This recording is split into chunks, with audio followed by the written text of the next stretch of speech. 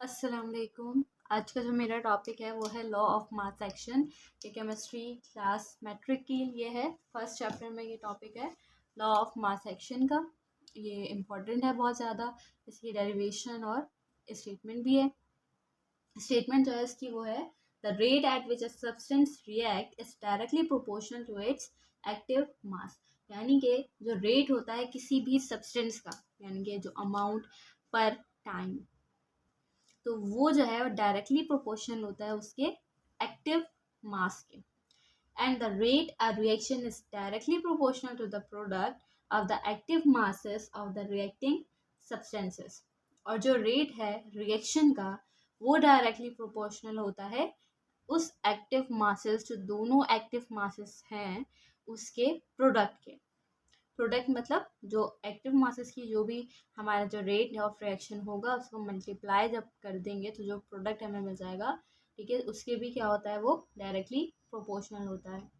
ठीक है, इसके लिए जो हमारी स्टेटमेंट तो हो गई है, लेकिन इसकी जो हमारी डेरिवेशन है उस डेरिवेशन के लिए हमारा सबसे पहले हम एक इक्वेशन लेते हैं। उस इक्वेशन जो है हम कुछ इस तरह की होती है कि small A and capital A plus small B capital B, ये जो है वो रिवर्सिबल रिएक्शन है। रिवर्सिबल रिएक्शन के लिए हम डबल एरोज यूज़ करते हैं कि इसका मतलब है कि रिएक्शन जो है वो फॉरवर्ड डायरेक्शन में भी है और रिवर्स डायरेक्शन में भी है। प्लस डी एन, इस साइड पे जो ये हमारी वैल्यूज़ हैं वो क्या कहलाती हैं, रिएक्टेंट कहलाती हैं। और यहाँ पे जो हमारी वैल्यूज़ हैं सी और डी, ये क्या है, हमारा प्रोडक्ट है। यानी कि रिएक्टेंट की साइड और ये प्रोडक्ट की साइड होती है। यहाँ पे हमें ये जो प्रोडक्ट है वो हमारा ए है और बी है। यहाँ पे जो हमारा जो रिएक्ट जिसकी वजह से जो हमें प्रोडक्ट मिल रहा है वो सी है और डी है। अच्छा, इसके अब जो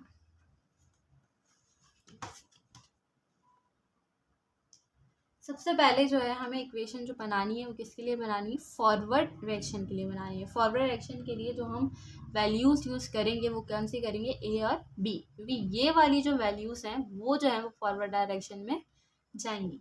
ठीक है, तो अगर जो फॉरवर्ड डायरेक्शन के लिए यानी कि फॉरवर्ड रिएक्शन है तो हम उस रिएक्शन का आर यहाँ पे हम स्मॉल एफ यूज़ करेंगे, मीन्स फॉरवर्ड रिएक्शन, जो कि डायरेक्टली प्रोपोर्शनल है किसके, ऑफ द रिएक्टिंग सब्सटेंसेस, क्योंकि ये दोनों क्या करें, रिएक्ट करेंगे। तो इसके लिए हम इसकी कंसंट्रेशन लेते हैं ए की, और ये जो हमारा जो स्मॉल ए है यानी कि हमारे मोल्स जो होते हैं हम उसको वो क्या बन जाते हैं, हमारी पावर बन जाते हैं। तो इसलिए ये ए आ गया और जो हम हमारे पास जो ये मोल है वो क्या बन जाएगा, इसकी पावर बन जाएगा। इसके बीच में कोई भी साइन नहीं आता और आगे जो है वो हमारे पास दूसरा रिएक्टेंट आ जाता है। और दूसरा रिएक्टेंट जो है हमारे पास वो क्या है, बी है। और जो स्मॉल बी है ये भी हमारे पास एक मोल है, तो ये भी क्या बन जाएगा, इसकी पावर बन जाएगा। अब आप सब लोगों ने पता पढ़ा ही होगा क्या होता है कि जब प्रोपोर्शनल के डायरेक्टली प्रोपोर्शनल है, ठीक है, तो इस जब प्रोपोर्शनल का साइन हटता है तो इसके बदले क्या हो, क्या आ जाता है, कोई भी एक कांस्टेंट लग जाता है। We are talking about a forward reaction, तो इसका जो कांस्टेंट जो आएगा, ठीक है, वो कांस्टेंट जो है वो ज़्यादातर हम क्या यूज़ करते हैं, के यूज़ होता है। तो इसका भी जो लॉ ऑफ मास एक्शन के लिए जो हम कांस्टेंट यूज़ करेंगे वो भी हमारे पास क्या है, के है। और ये फॉरवर्ड रिएक्शन के लिए हम यूज़ कर रहे हैं तो दैट वाई इसका जो कांस्टेंट है उसके साथ भी हम क्या लिखेंगे, एफ लिखेंगे, क्योंकि फॉरवर्ड रिएक्शन का है। और बाकी जो वैल्यू है वो एज इट इज सेम ही रहेगी।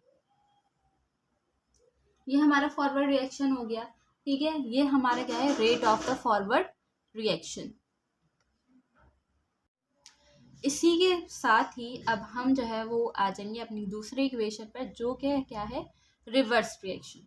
रिवर्स रिएक्शन जो होगा, अगर रिएक्शन हमारा रिवर्स हो रहा है तो किस साइड से रिवर्स होगा, इस साइड से रिवर्स होगा। तो इसीलिए जो हम वैल्यूज यूज करेंगे वो सी एंड डी की वैल्यूज करेंगे। Same for the reverse reaction, reverse reaction, reverse reaction के पास जो हमारे वैल्यूज हैं वो सी एंड डी है, बिल्कुल सेम एज इट इज होगा। बस एफ की जगह हम क्या यूज करेंगे, आर यूज करेंगे।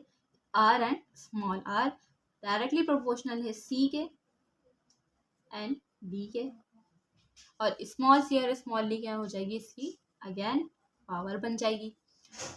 फिर वही प्रोपोर्शन का साइन हटेगा, के आर जो है अब इसका कांस्टेंट आएगा, और बाकी हमारे पास जो इक्वेशन है वो एज इट इज ऐसी ही रहेगी। अब हमारे पास दो इक्वेशंस आ गई हैं, ठीक है, एक जो है फॉरवर्ड रिएक्शन के लिए और एक रिवर्स रिएक्शन के लिए।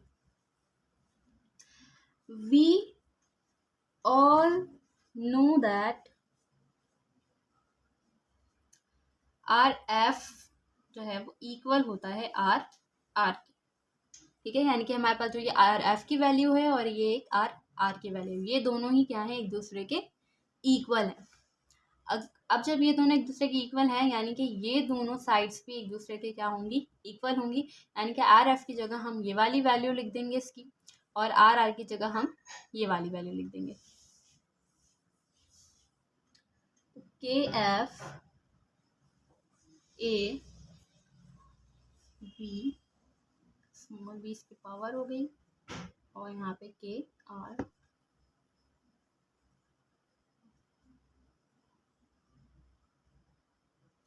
ठीक है, इतना सबको समझ में आ गया होगा। अब हमें क्या करना है,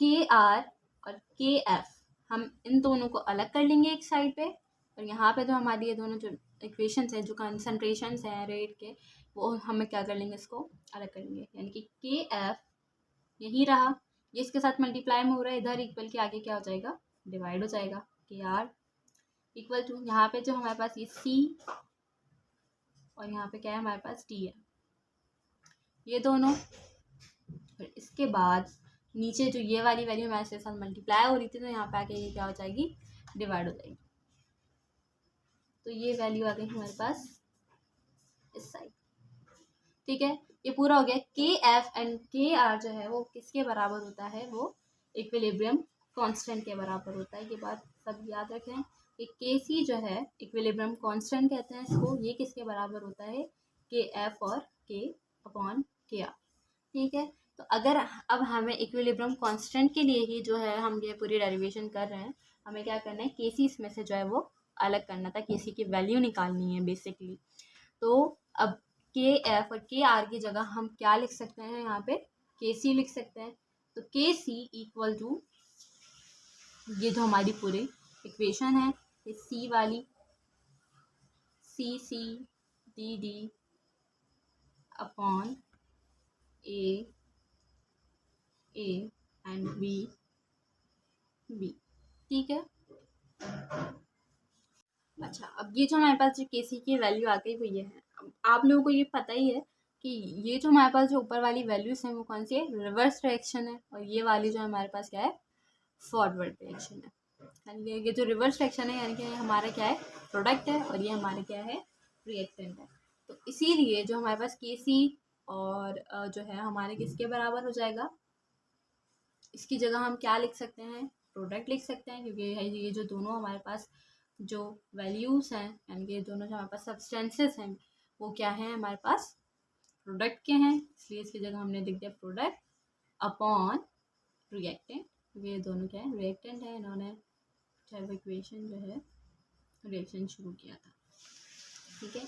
बस सिंपल सी जो है हमारी क्या थी, लॉ ऑफ मास एक्शन, जिसमें हमें क्या करना था, के सी की वैल्यू जो है वो हमें ट्राई करनी थी कि के सी जो है वो क्या है, इक्वल होता है प्रोडक्ट अपॉन रिएक्टेंट के, ठीक है। उम्मीद है कि आप सब लोगों को समझ में आया होगा। इसके अलावा अगर और भी कोई टॉपिक्स हैं या कोई इक्वेशंस, न्यूमेरिकल्स, किसी भी किस्म के सब्जेक्ट के, तो आप लोग जो है वो कमेंट में बता सकते हैं, मैं उस पर यकीनन जो है वो नेक्स्ट टाइम वीडियो अपलोड करूँगी।